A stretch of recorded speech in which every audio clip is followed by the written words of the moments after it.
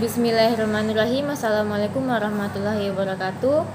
Perkenalkan, saya Dian Adelia Desmartika, NIM A1Q1211006, jurusan Bimbingan Konseling kelas B. Pada kesempatan kali ini, saya akan menjelaskan tentang mata kuliah instrumen non-tes dalam bimbingan konseling. Konsep dasar asesmen dalam bimbingan konseling. Pengertian asesmen. Asesmen merupakan kegiatan untuk mengukur seberapa jauh kemampuan kompetensi yang dimiliki oleh klien dalam memecahkan masalah. Asesmen yang dikembangkan adalah asesmen yang baku yang meliputi beberapa aspek, yaitu kognitif, afektif, dan psikomotor dalam kompetensi dalam menggunakan indikator-indikator yang ditetapkan yang dikembangkan oleh guru BK atau konselor sekolah. Kedudukan asesmen dalam bimbingan konseling. Jelas bahwa kedudukan asesmen bagi konselor adalah hal sangat penting dalam melaksanakan bimbingan dan konseling di sekolah sebagai alat ukur untuk memahami siswa, penyusunan dan pelaksanaan program kerja, dan melakukan evaluasi sehingga diharapkan siswa mendapat layanan profesional. Fungsi asesmen dalam bimbingan dan konseling. Fungsi asesmen dapat membantu konselor dalam memberikan pengobatan dengan lebih cepat dan efisien. Meyer 2001 membandingkan bukti empiris mengenai penilaian psikologis dan tes medis dan menemukan bahwa penilaian psikologis sebanding dengan tes medis dalam hal akurasi. Etika penggunaan asesmen dalam bimbingan dan konseling. Seorang konselor atau guru bimbingan dan konseling bila akan menggunakan asesmen perlu memperhatikan serta mentaati kode etik yang telah ditetapkan. Pemanfaatan hasil asesmen. Yang dimaksud dengan data hasil asesmen adalah data yang diperoleh melalui teknik, tes, dan no-tes.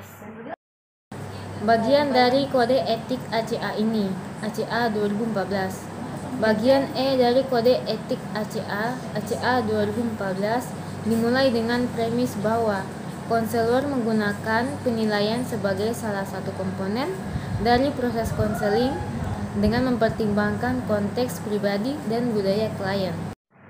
Dari kode etik ACA ini, ACA 2014, dapat ditemukan di lampiran A, dan berikut ini adalah gambaran singkat dari bagian E dari kode etik ACA sebagai berikut. 1. Umum.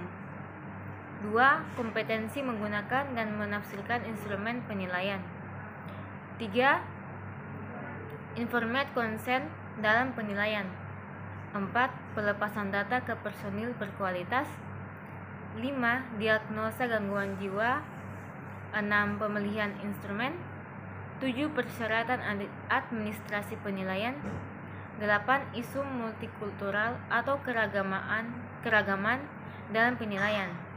9. Scoring dan interpretasi penilaian. 10. Keamanan penilaian. 11. Penilaian usang dan hasil kadaluarsa.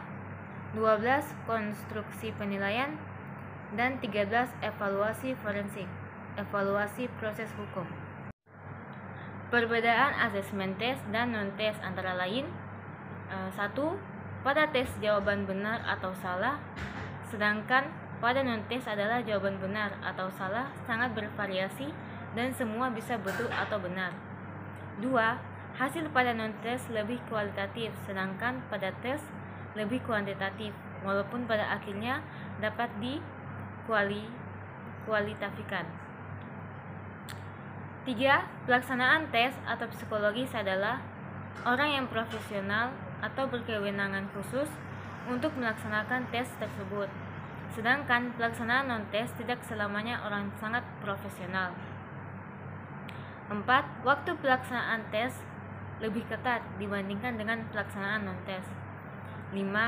Penyelenggaraan dan pengawasan tes lebih ketat dibanding non-tes.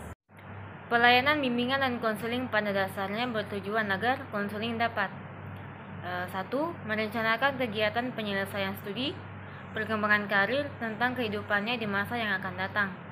2. Pengembangan seluruh potensi dan kekuatan yang dimilikinya seoptimal mungkin. 3. Penyesuaian diri dengan lingkungan pendidikan, masyarakat, serta lingkungannya. 4. Mengatasi hambatan dan kesulitan yang dihadapi dalam studi, penyesuaian dengan lingkungan pendidikan, masyarakat, maupun lingkungan kerja. Adapun jenis-jenis asesmen teknik tes sebagai berikut: tes prestasi, tes bakat, tes minat, tes kepribadian. Dan adapun jenis-jenis asesmen teknik non-tes yaitu sebagai berikut: daftar cek masalah, alat ungkap masalah umum, alat ungkap masalah belajar, wawancara atau interview, sosiometri, observasi, angket, dan inventory tugas perkembangan.